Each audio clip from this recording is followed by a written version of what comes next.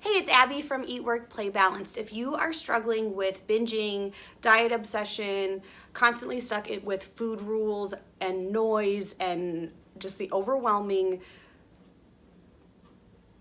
conflict in your mind about wanting balance with food, wanting to be an intuitive eater, and then also still wanting to diet, I get it. I've been there. I've been through it all. I've yo-yoed back and forth. I've struggled with binging and body image and over-exercising and overeating and coming to a place where you find balance with food. It's just like crazy to think, how did I ever live any other way other than just being a mindful, intuitive eater? Anyway, that's beside the point a little bit. If you're struggling with any of those things, then you're in the right place. Today we're talking about one tiny micro step you can take to move towards balance with food. And that is to ask yourself if you have any strict guidelines, rules, limitations, restrictions around meal times or when you think you should be eating, when you think it's okay to eat. And that could mean a certain number of hours you think you need to wait before you eat your next snack or your next meal. The certain time that you need to be done eating, or that you have to wait until you can eat, or that you need to eat first thing in the morning, whether you're hungry or not.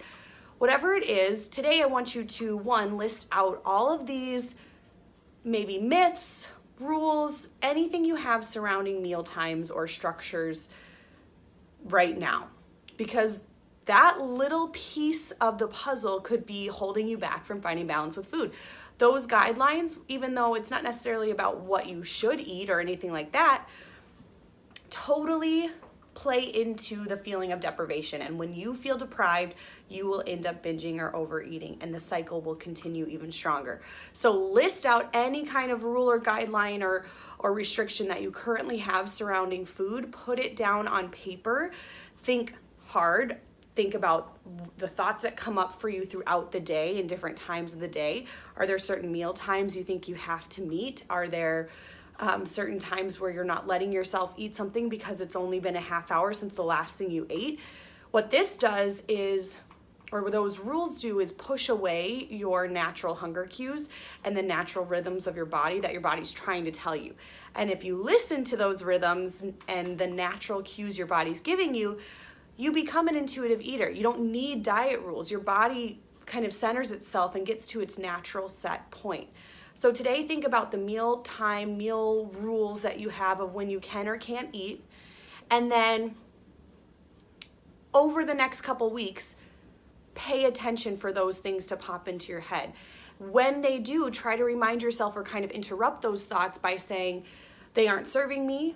They're only pushing me closer to a binge. So what do I really need right now? What is my body trying to tell me right now? And to be honest, when you're first starting to listen to your body, it's not very easy to hear what your body's trying to tell you right now. But this is just practicing it. So it's okay if you don't get a clear message, oh, I'm super hungry right now, so you need to eat something. It's okay if you get kind of a confusing or gray area kind of message. That's fine. You're just learning right now, okay? The other thing you can do within this micro step of thinking about meal times and rules you have around how long you should or shouldn't wait to eat is start to pay attention to how you feel after you eat a certain amount of something. Start to pay attention to which meals hold you over longer, and just recognize it. Throughout the day, look back and say, oh, I had lunch at noon and it's now 3 and I haven't thought about food once. Or I haven't felt like I needed food once. So that kind of meal really helped me feel satisfied today.